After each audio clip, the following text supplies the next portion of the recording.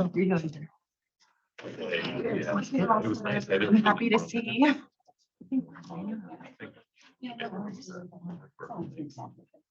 Not sure, Really but great. yeah, they're good. The change over. No. The drama with that continues. I'm still getting some. Yeah, she put her. So some critical meetings happening.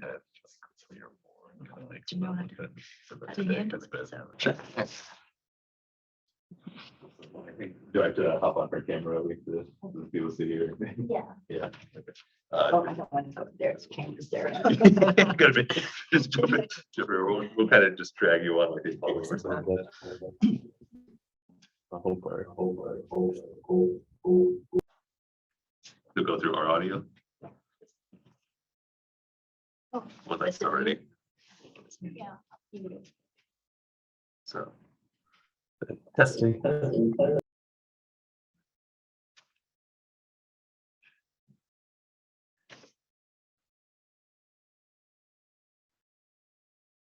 We just be in the room. Online books to hear. Through my computer, if I unmute. Okay. But it should- Testing, hopefully.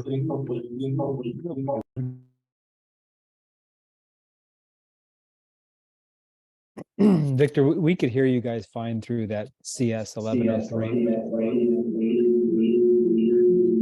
But the one that you're on needs to stay muted or else you're going to get that feedback. So we were hearing fine before you unmuted that, but now you're muted on the other one.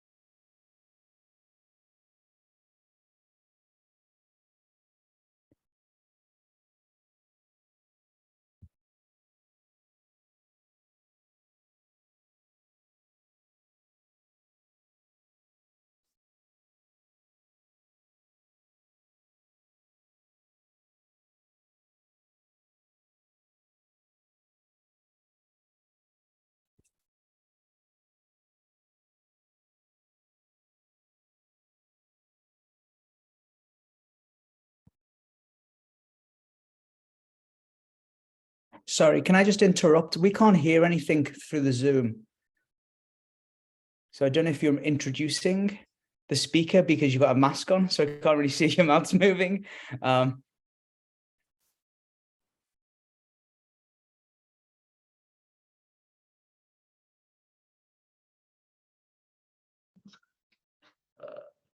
Yep. That's we can hear something, but there seems to be an echo.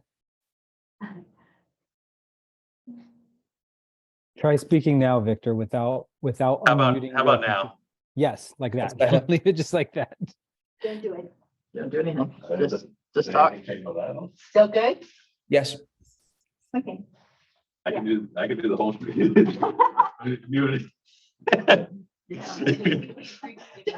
we can.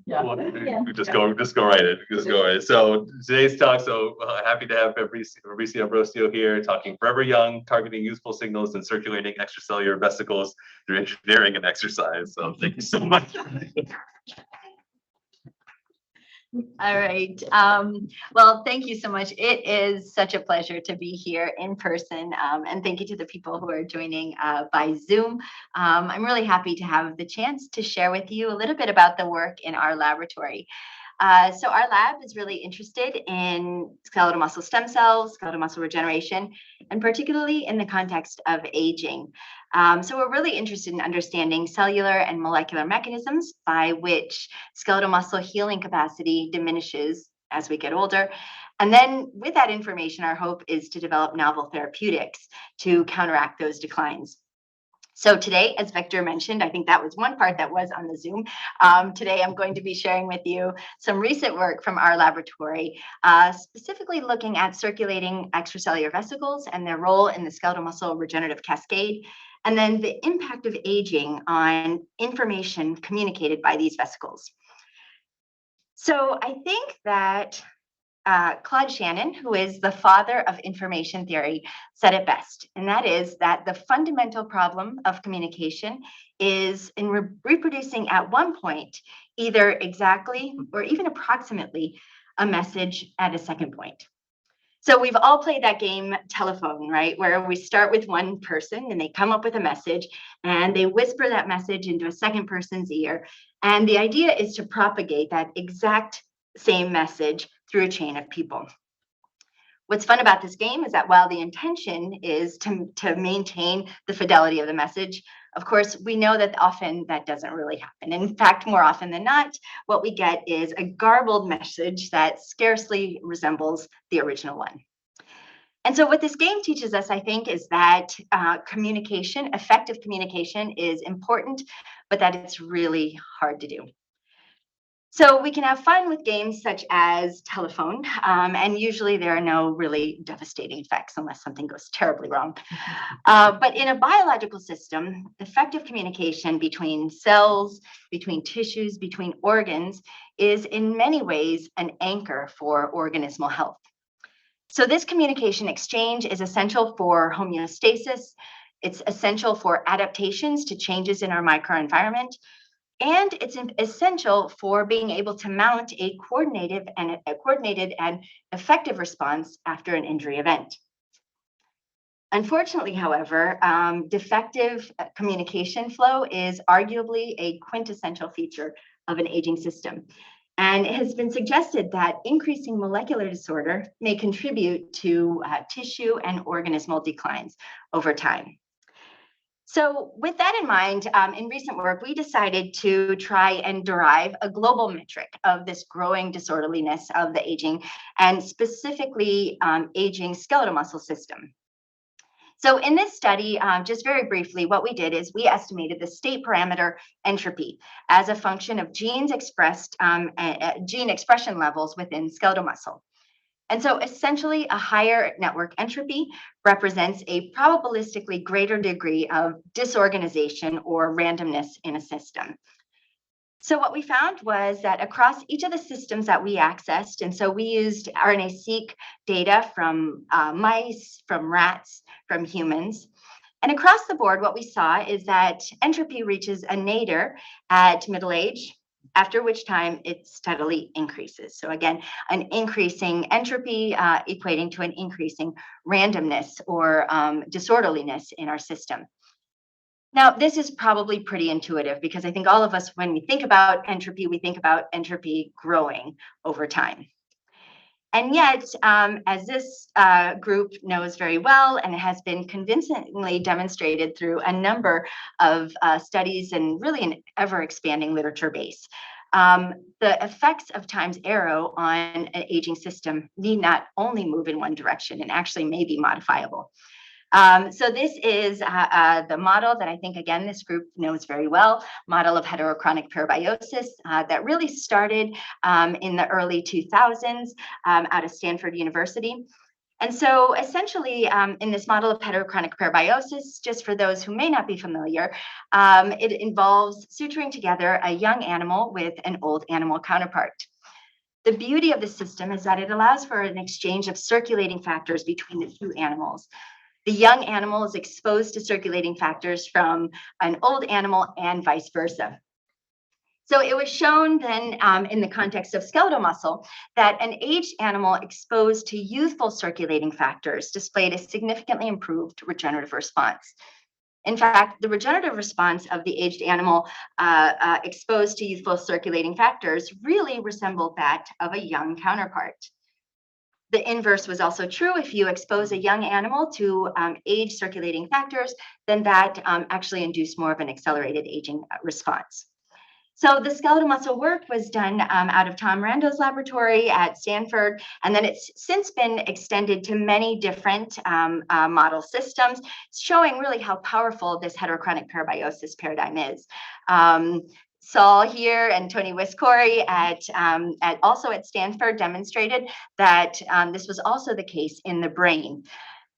We've seen that this benefit of young blood to age systems has also been shown in the context of, for example, cartilage. So really a pervasive and powerful effect. So naturally, the studies of this potential reversibility of an aging phenotype through circulating factors have generated a lot of interest in the aging community, as well as by our lab to better understand the mechanisms that may be underlying some of these benefits. So to date, a lot of the work that's been done so far in trying to understand some of the circulating factors within young versus aged blood and how this might be dictating regenerative cascades have really focused on free circulating proteins. However, it's a growing numbers of studies have demonstrated that a large portion of the circulating secretome is packaged within membranous nanoparticles or extracellular vesicles. So extracellular vesicles are present really throughout the body, fluids like serum, plasma, saliva, urine. And these extracellular vesicles traffic between anatomically remote sites and serve as essential couriers of information. So this information comes in the form of proteins, lipids, and genetic material. And really, again, as information is transferred from one target originating cell that releases the extracellular vesicle into the fluids within the body, again, including the blood, and then is ultimately taken up by a recipient cell. The importance of this information within the extracellular vesicles is that these extracellular vesicles have been shown to be capable of dictating the behavior and the responses of those recipient cells. And so if the messages within those extracellular vesicles are beneficial or favorable, then we can see initiation of physiological functions.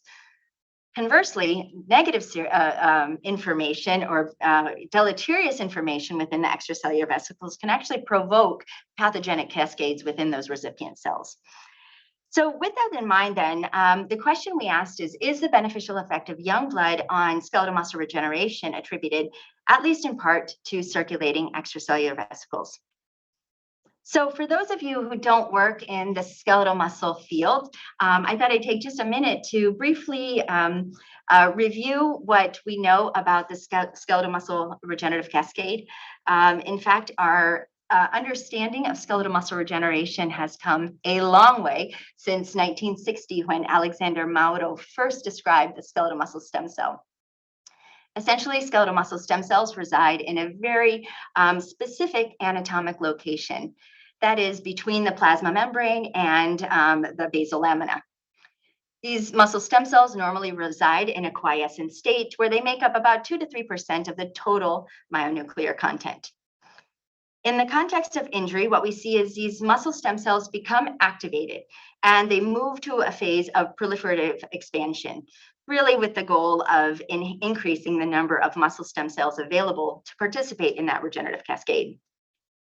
These muscle stem cells will then fuse together and form new myofibers at that injury site. A key feature of skeletal muscle regeneration is that we have a really nice metric by which we can identify a regenerating muscle fiber, and that is because it's really characterized by a central nucleation within those muscle fibers that are undergoing that active regenerative process. So with that in mind then, and really, with our question of how much of the effect of young blood on skeletal muscle regenerative cascade and some of the impairments that we see here, specifically in the context of aging, that is impaired capacity for the muscle stem cells to effectively regenerate muscle fibers after injury. We wanted to know how much extracellular vesicles within the blood may be participating in that regenerative cascade in an age-dependent manner. So to answer this question then, this was our experimental design that we started with. Essentially, we wanted to take aged mice, and we used the protocol that was published by Saul Vieta et al. In 2011, which essentially entailed tail vein injection of young serum into aged mouse hosts. So we used the same protocol that involved injections every 3 days, up for a total of 23 days. After 12 days, we induced bilateral cardiotoxin injury, which essentially causes degeneration of the muscle fibers at that local injection site. And then we waited for another 11 days where we performed myofiber regeneration histologically, analyzed the myofiber regeneration, and then we also looked at force recovery. We divided our animals into 3 different groups. So we injected animals with either young serum or young serum that was depleted of all extracellular vesicles. The third group then was a saline injection control. We confirmed that we were able, using our depletion protocol, to remove greater than 95% of the extracellular vesicles from the serum. And so that's shown here with this nanoparticle tracking analysis, evaluation of nanoparticles within the serum, pre and post depletion. So what we found was that as expected and as was consistent with previous reports, that myofiber regeneration when animals were administered young serum via tail vein injection was significantly increased when compared to saline counterpart controls.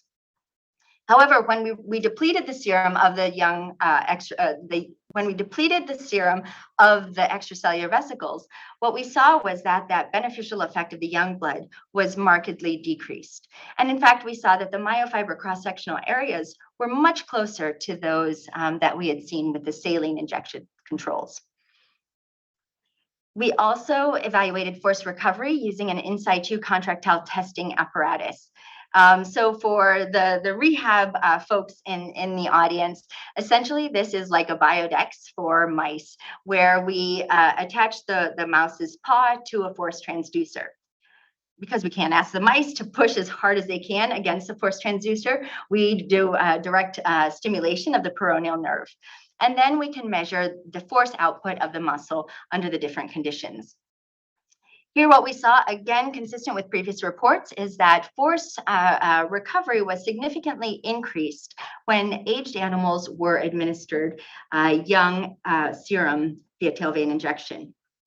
However, once again, when we depleted the serum of circulating extracellular vesicles, we saw that functional recovery was markedly decreased and actually more closely mimicked what we saw with the saline controls. So these findings suggest that circulating extracellular vesicles may accumulate at the injury site and participate in the skeletal muscle regenerative cascade. And so we then wanted to design a next set of experiments to more specifically test this possibility.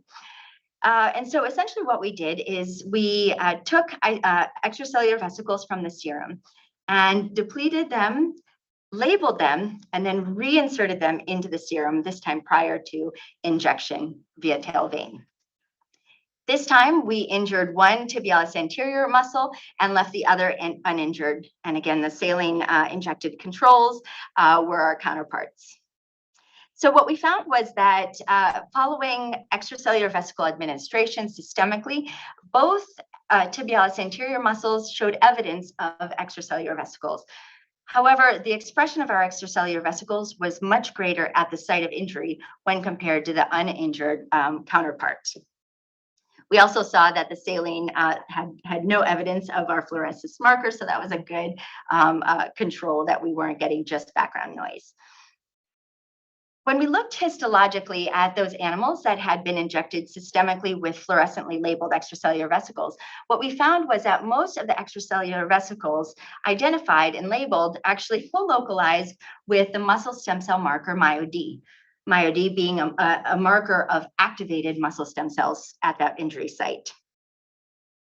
So taken together, these findings suggest that circulating EVs may target activated muscle stem cells at the site of an injury and participate in the regenerative cascade. So then we wanted to be able to look at this more specifically. Yeah, you have a question? Can I interrupt in the middle? Sure. My question is, with respect to your tail vein injection experiments, did you try that experiment with serum from an old mice, which are EV depleted, or with EV? It's a great question. I'll repeat it just in case it's difficult to hear by Zoom. So the question was whether we did the inverse experiment, injecting old serum, either plus or minus EVs, I'm assuming into a young animal. We haven't done that. As Saul knows very well, these tail vein injection experiments are very difficult in the sense that it takes a lot of animals to get sufficient amount of serum. So we did focus our studies on aged animals. Though I do suspect that it would be, very interesting to see if those aged extracellular vesicles are actually having a deleterious effect on young muscle regeneration. Thank you. Okay, so next we wanted to kind of really focus in on the direct effect of extracellular vesicles on the muscle stem cells themselves, since we saw using our histological analysis that there seems to be a preferential uptake of the extracellular vesicles by muscle stem cells.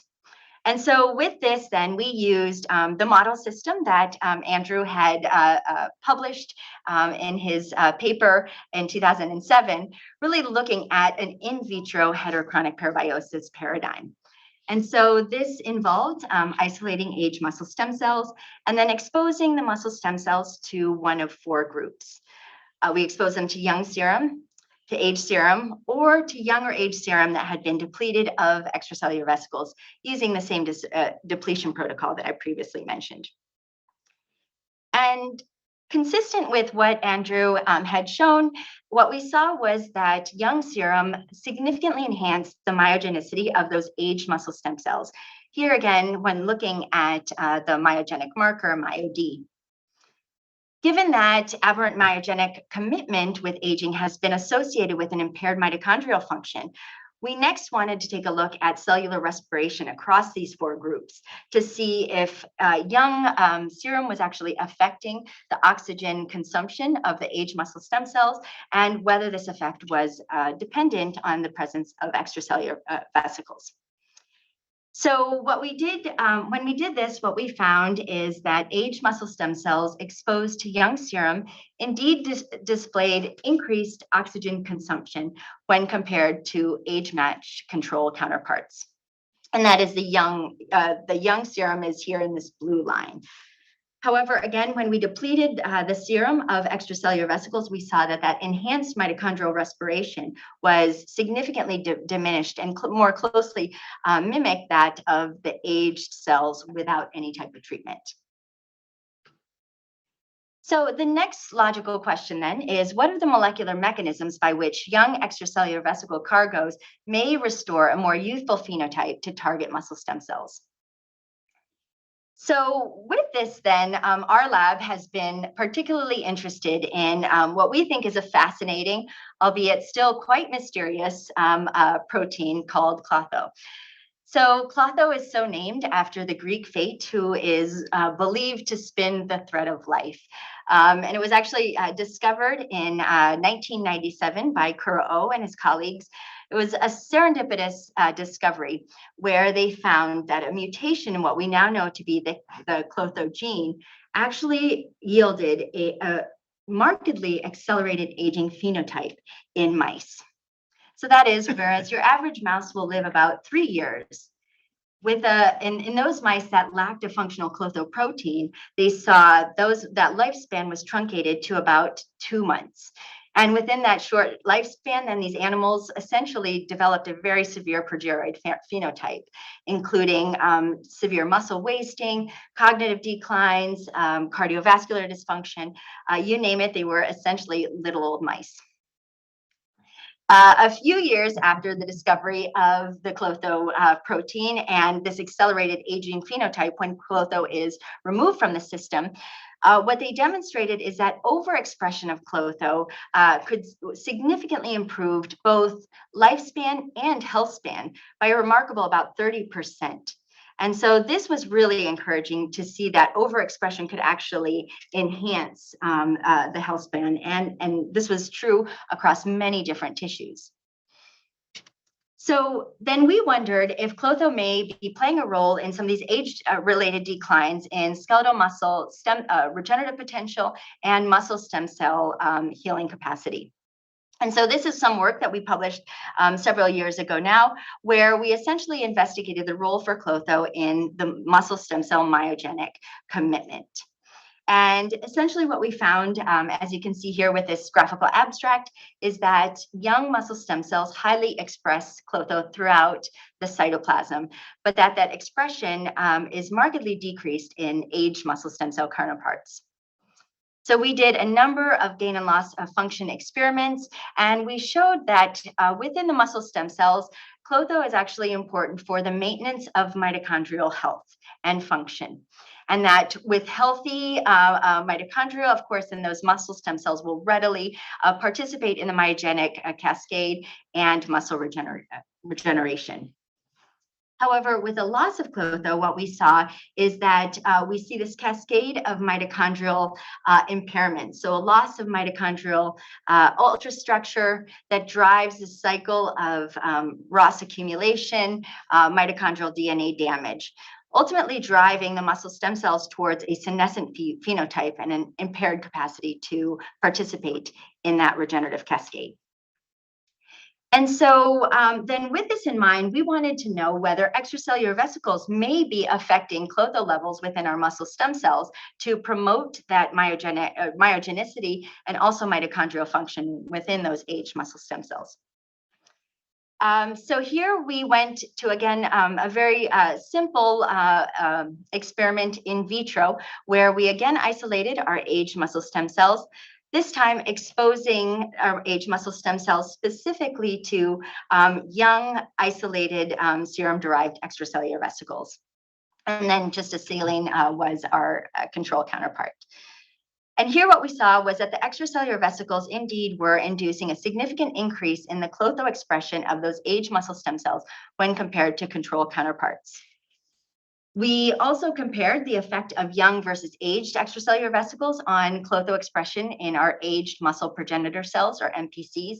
And here again saw that aged extracellular vesicles yielded a lower Clotho expression in our aged cells when compared to young EV-treated cells. So we thought then that there might be two possibilities by which extracellular vesicles are increasing Clotho protein cells or Clotho protein levels within our target cells. First, it's possible that actually the extracellular vesicles are transmitting a message to those target cells that actually prompts those target cells to increase endogenous Clotho expression. So that's the first possibility. The second possibility is that the extracellular vesicles are actually just delivering the Clotho message directly. So to tease out between these two possibilities, essentially what we did is repeated our in vitro experiment, but this time using Clotho knockout cells as our target cells. And then we treated our Clotho knockout cells with either young EVs or vehicle alone control. What we found was that increase in Clotho expression in the recipient cells treated with young EVs was maintained even when the recipient cells were Clotho knockout cells. So this suggested to us that indeed the extracellular vesicles are transmitting some type of Clotho message. Perhaps the most linear idea is to think that the extracellular vesicles actually contain Clotho and that the target cells uptake those extracellular vesicles and then contain the Clotho protein as a result. And so we wanted to compare whether young versus aged extracellular vesicles have varying levels of the Clotho protein. However, when we did this, we were actually pretty surprised to see that there was no difference in Clotho levels between the young serum EVs and the aged serum EVs. And so this suggests to us that, in fact, the difference in Clotho protein expression from those target cells was not a function of Clotho protein within the extracellular vesicles. Our next thought is maybe it's nucleic acids within the extracellular vesicles that may be contributing to that increased protein expression in the target cells. Because it's been previously shown that the nucleic acids, for example, mRNAs, are functional within extracellular vesicles, that those can be taken up by a target cell and actually translated to form a functional protein. Here, we did indeed see that there was a significant difference between young and extracellular vesicles, whereby young extracellular vesicles displayed a significant increase in clotho-transcripts when compared to the aged extracellular vesicle controls. We also repeated this in humans to kind of just get a sense of the clinical relevance of these studies, since clotho has also been shown in humans to be very important for many of the same things it's been shown to be important in mice, including the preservation of skeletal muscle mass, cognitive function, and cardiovascular function, just to name a few. So here we found that also in extracellular vesicles derived from the serum of young versus aged individuals, we saw that aged extracellular vesicles displayed a trend towards a decreased levels of clotho transcripts. And so we were clearly underpowered that we didn't see a significant difference between the two groups, but the trend did parallel what we had seen in our mice. So then we wanted to more directly assess the functional relevance of the difference in the clotho transcripts across our model system in mice. So for this, then we revisited our muscle injury protocol, again, taking aged mice and inducing a bilateral cardiotoxin injection to the bilateral tibialis anterior muscles. Here we waited for 3 days, after which time we injected locally extracellular vesicles, either from wild type animals or extracellular vesicles that were isolated from mice heterozygously deficient for clotho. We chose 3 days because in our previous work, we had shown that in young muscle, clotho expression is the highest 3 days after injury, after which time it starts to decline. So we thought that this might be the optimal timing for that need for clotho within the aged muscle system. After 11 days, we again performed histological analysis and analysis of functional force recovery. So here what we found was that extracellular vesicles that were isolated from mice heterozygously deficient for clotho displayed a decreased myofiber area and an increased fibrosis when compared to those muscles that had been injected with wild type extracellular vesicles.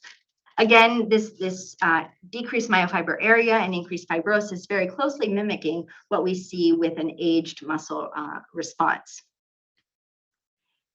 So then finally, we wanted to look at whether we could do the opposite. Could we take aged extracellular vesicles and this time actually increase the amount of clotho transcripts within those extracellular vesicles? And of course, now with mRNA vaccines, we know that this is something that is readily available and actually pretty easy to do. And so we took aged extracellular vesicles and we engineered them to express synthetic clotho mRNAs. And here, this is just showing that we can actually transfect our extracellular vesicles with the synthetic clotho transcripts, and that this actually does stay within the extracellular vesicles. So what we found is that when we did a localized injection, very similar to the one that I just described, where we took our aged animals and we injected them with either wild type extracellular vesicles versus those extracellular vesicles that had been engineered to overexpress the clotho transcripts. What we saw was a significantly improved myofiber area and a decreased fibrosis in that aged muscle that had been treated with the engineered EVs. So this is just a graphical summary to kind of wrap up what we had seen in the young versus aged extracellular vesicles. And essentially, from this work, we concluded that circulating extracellular vesicles contain clotho transcripts in their cargoes, and that these circulating extracellular vesicles participate in the regenerative cascade. However, what we see with aging is that aging drives a loss of clotho transcripts within the circulating extracellular vesicles, and that this ultimately contributes to the impaired myofiber regeneration and increased fibrosis that we see in aged skeletal muscle. So I think these studies really add to an ever-growing body of work that implicates clotho as playing a key role in the attenuation of aging phenotypes really throughout the body.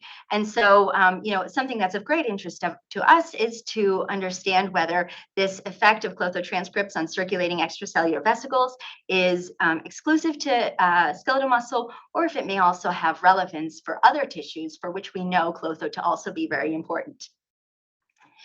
But I think one of the questions that came up is, clotho is so important systemically. Why is it that we see with increasing age this consistent decrease in clotho levels in the first place?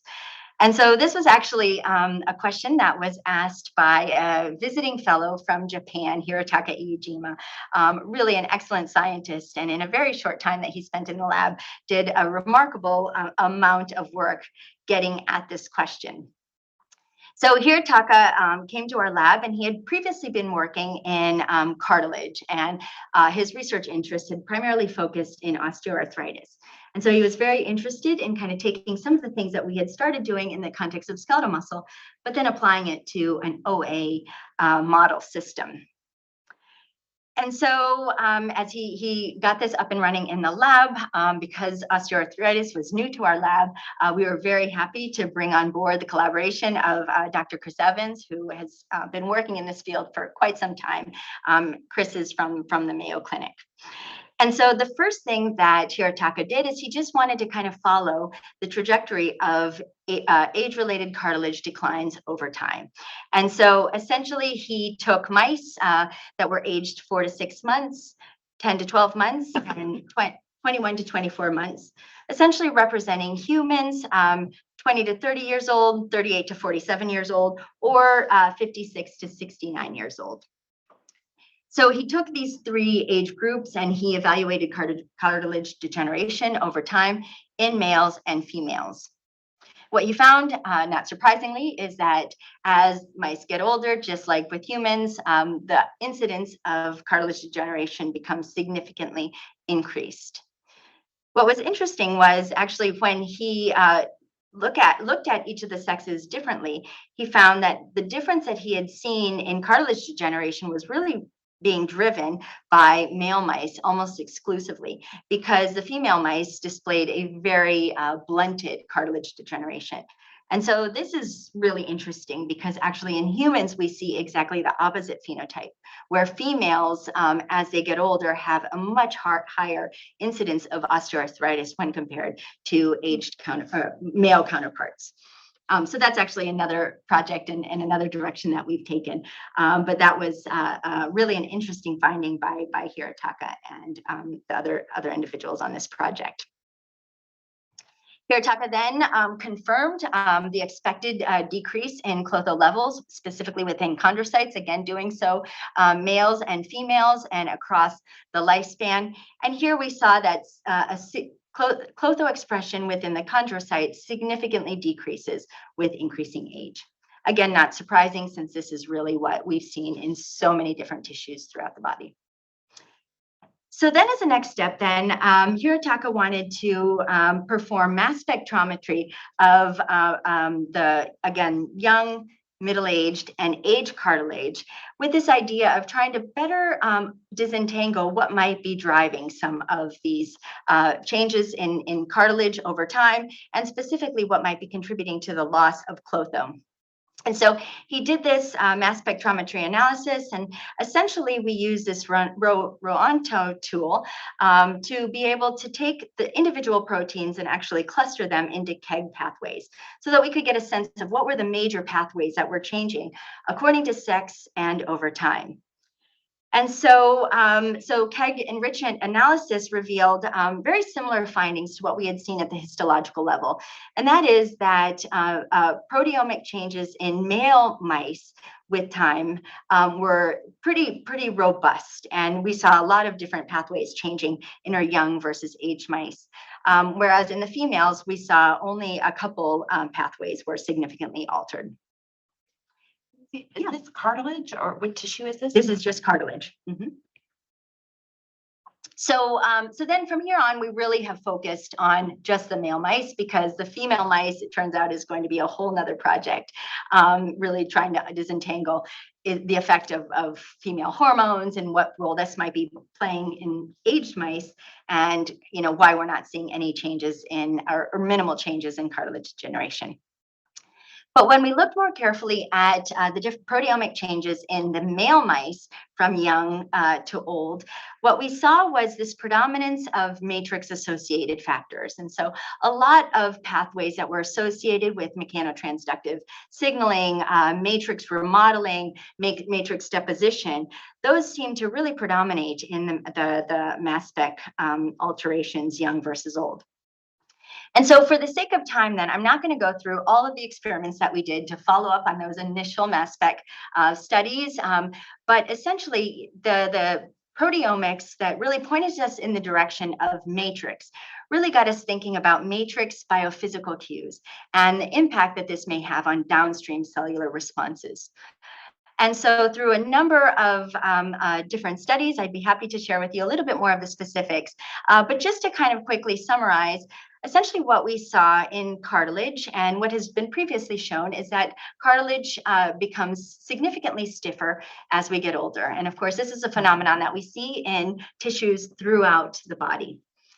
So this age-related matrix stiffening, then, what we saw resulted was pathogenic mechanotransductive cascades within the chondrocytes specifically, with this mechanotransductive cascade really being that relationship between how the cell responds to signals from its extrinsic environment and how that affects its downstream signaling.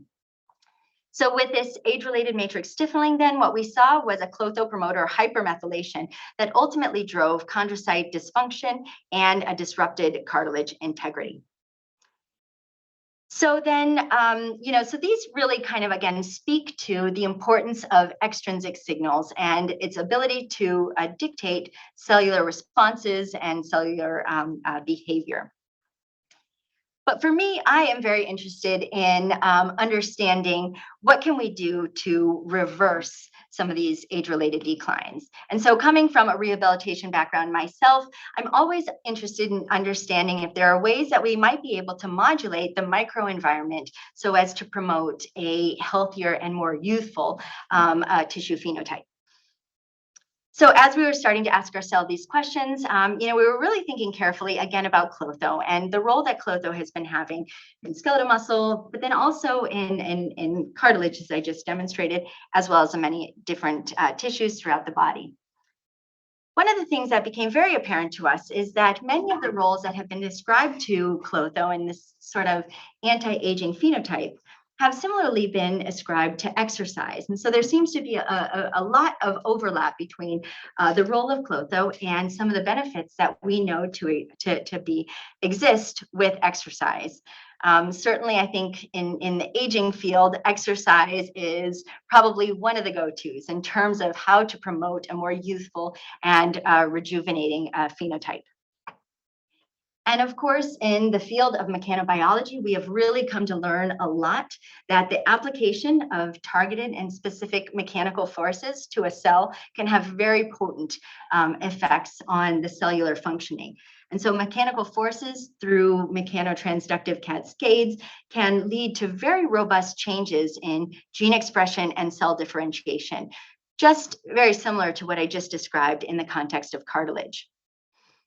One of the questions then we started to ask is, going back to our extracellular vesicle work, how might mechanical forces and specifically how might exercise affect the extracellular vesicle profile in young and aged systems?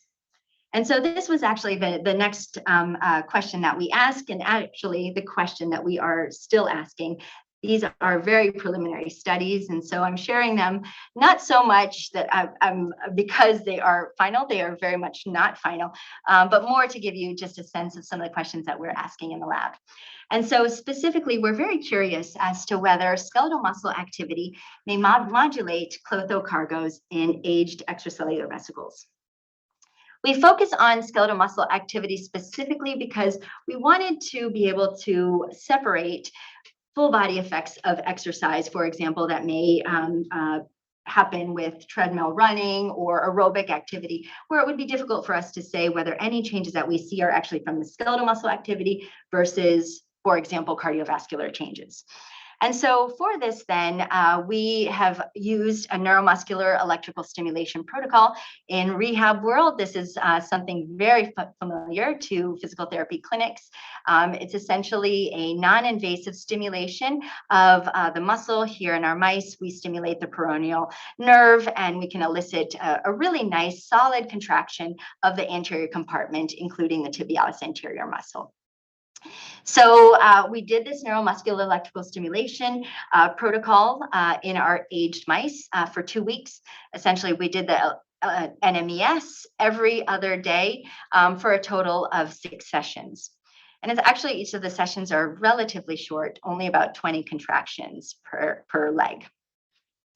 So then following 2 weeks of electrical stimulation, we isolated the extracellular vesicles from the aged mice, and then we compared those extracellular vesicles to aged unstimulated counterparts.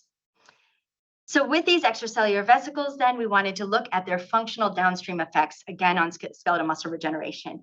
And so we repeated the same protocol we had done earlier, where we bilaterally injured aged mice, tibialis anterior muscles, 3 days after injury, then doing that injection of either aged EVs or aged EVs that were isolated after 2 weeks of neuromuscular electrical stimulation. Then again, waiting 11 days later to perform functional testing. So here what we saw is that there is a trend. Again, these are pretty preliminary analyses, but we do see a trend towards an increase in force recovery of those aged animals receiving extracellular vesicles following 2 weeks of neuromuscular electrical stimulation. We've also started to explore whether these extracellular vesicles may be affecting clotho levels within the muscle stem cells. And so here what we did is we took our aged muscle stem cells and we exposed our cells to either aged extracellular vesicles or aged extracellular vesicles that had been isolated after 2 weeks of NMES. And here again, we see that the aged extracellular vesicles following 2 weeks of NMES actually elicit a significant increase in clotho-protein levels of those recipient cells when compared to age-matched counterparts. Looking a little bit more closely at the cargoes of the extracellular vesicles in aged EVs versus aged NMES EVs, we see that the clotho transcript levels are significantly increased following 2 weeks of muscle contractile activity.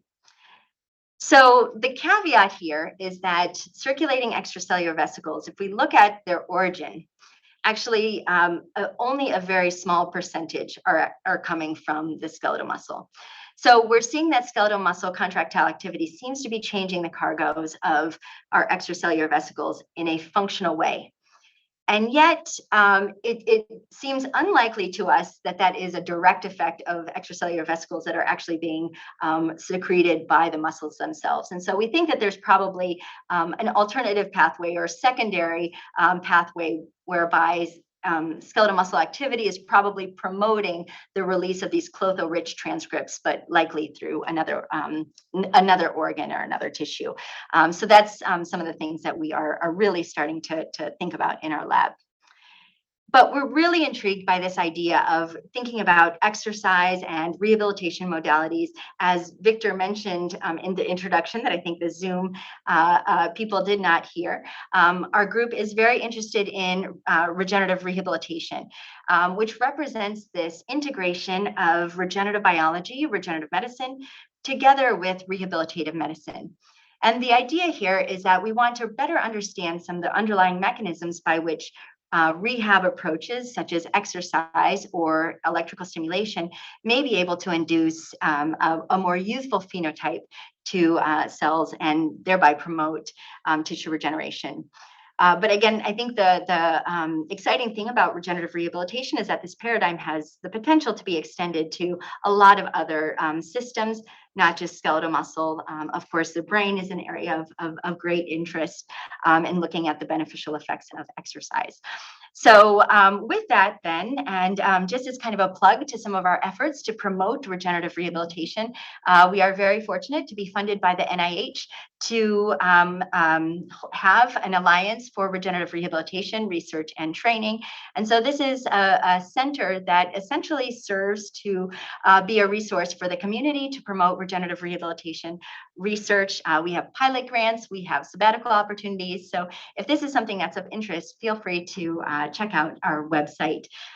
This is a collaboration between the University of Pittsburgh, Stanford University. Actually, Tom Rando is a co-PI on this center. So he's moved from Stanford to UCLA, the Mayo Clinic, UT Austin, and now, of course, we've added Boston to our alliance. So with that, I want to thank our collaborators. They are many, and I'm always reluctant to put up this slide only because I'm afraid of missing some people that have participated in this work, as it's been very much a collaborative effort and allowing us to extend into directions that we never would have done otherwise. Of course, I'm very grateful to my lab. A good number of them have agreed to move with me to Boston, and I'm so fortunate because they really are a creative bunch of individuals, very bright, and really make doing this research so much fun. And I want to thank you for your attention.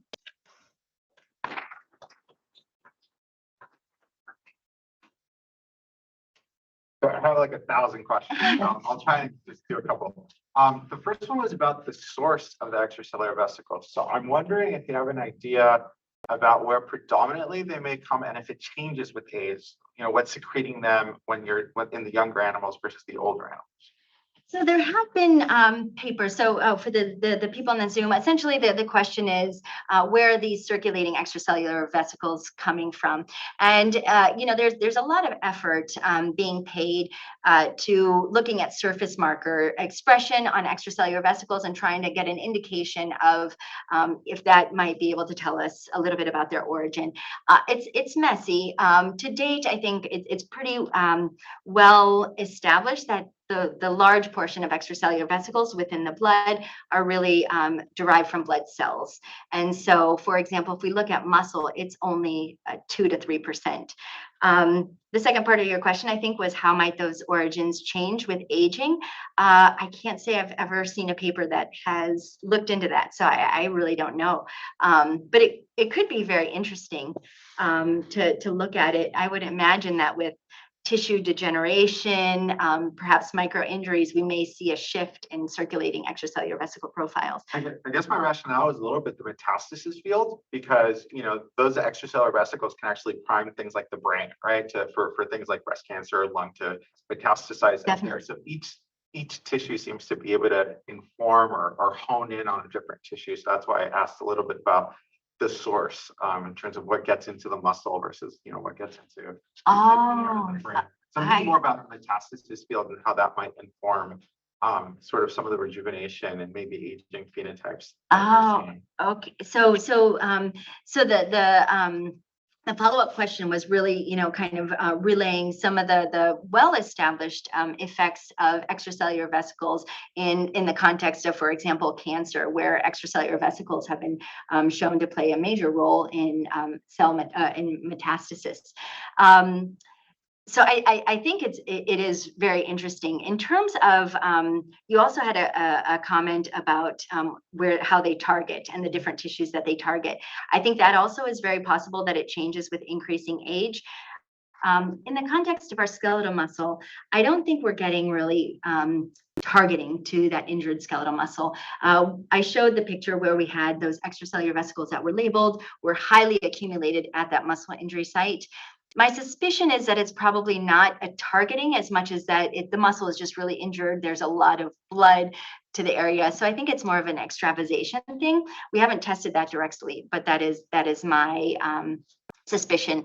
But you mentioned about the brain, and we have done some experiments. We were chatting a little bit about it earlier, Saul, that we have done some experiments, similar experiments where we did the young blood minus extracellular vesicles, and we see a very similar blunting of the beneficial effect of young blood on aged cognitive capacity. We did test, we labeled some extracellular vesicles, and we tested whether the extracellular vesicles are actually crossing the blood-brain barrier and accumulating within the brain. And there we were surprised, even in the absence of injury, extracellular vesicles were everywhere throughout the brain. So much more than we anticipated. It's been shown in other studies that EVs do accumulate in the brain, but we were pretty surprised to see the extent to which that was the case. I do think it would be interesting to compare young versus old, and even with the blood-brain barrier and whether that affects EV cross. Dr. Kelsey Collins also has a question online. Okay. Hi, I'm in the computer. Hi, everybody. So I'm really excited about this kind of comparative thinking process about muscles versus cartilage and clotho as a target. I think this is super exciting. And I'm wondering about, like, kind of fundamentally, we're talking about regenerating versus, at least we think at this point, adult cartilage doesn't regenerate. So would you speculate that there's a different program going on with clotho and cartilage, and that maybe some of the loss is simply just a loss of cells with aging that we see with cartilage? And have you looked at all at developmental cartilage to see if there's something that could be learned there in comparing these types of programs? Do you mind to describe that a little bit more? So as I mentioned, the cartilage area for our lab is very new. We have not done anything in development, although I'm very intrigued by the comment. Yeah, so I mean, we kind of think in cartilage that cartilage doesn't renew itself. So you kind of get what you get, and you got to make the most of it while you can, right? So I'm thinking about muscle, which is a tissue that is going to endogenously regenerate in response to signals, better or worse, depending on all these different factors that you mentioned. But thinking that cartilage doesn't necessarily repair, there's kind of two camps. One camp is maybe we can trick it into going back into a developmental type of program as people are growing. There's another camp that maybe cartilage naturally at baseline isn't as good as it could be, and we could make it better by triggering these types of programs later in life. Mm-hmm. And so I'm wondering if, I think this is a really exciting target, and I'm wondering kind of how you would think about, or what your next steps are in the cartilage capacity, given that you're talking about really a fundamentally not regenerating tissue. Yeah, I mean, I think it's a fascinating question. And to be honest, the way that we have been thinking about it as a next step is more from the perspective of how could we in aged cartilage actually intervene or interrupt that pathogenic mechanotransductive signaling that we see. We could think about matrix modifying agents, but we don't think that those are a really good idea because they have so many secondary effects. And so we think from a clinical translation perspective, it's not likely to be very applicable. So we've been more thinking about ways to intervene with that mechanotransductive signaling. And actually one very effective way to do that is through extracellular vesicles, and actually extracellular vesicles that may disrupt that cytoskeletal actin polymerization to kind of impair that cascade. So we've really been focusing our efforts as a next step on, how can we kind of take this towards a more therapeutic approach. But I do think that it's a really important question in terms of how is this cartilage actually looking better. For this, I didn't mention it, but we are using the ORC scoring system. And so we have been doing some studies. Just a minute. I think we're running out of time. So we have done some experiments. I will say that in our paper, most of the studies have been in vitro, where we took extracellular vesicles. No, what we did is we took chondrocytes and we exposed it to soft versus stiff matrices, and we saw that regulation of clotho. The one thing we did in vivo, and again, I think it's kind of I'm not exactly sure how we seem to be seeing this enhanced cartilage integrity, but we did modify the matrix in our mice using just a LOX inhibitor, an inhibitor of cross-linking. And there we saw that in aged mice, cartilage integrity was better. But how that's exactly happening, I really couldn't say. even as simply as measuring cell numbers. Sorry, everybody, I'll be done after this, to see if you are getting some kind of cell proliferation that people wouldn't expect. I mean, that would be really Okay. cool. Okay, great. Thank you for that. Andrew, I'm so sorry, but we have a host of a whole classroom outside the door.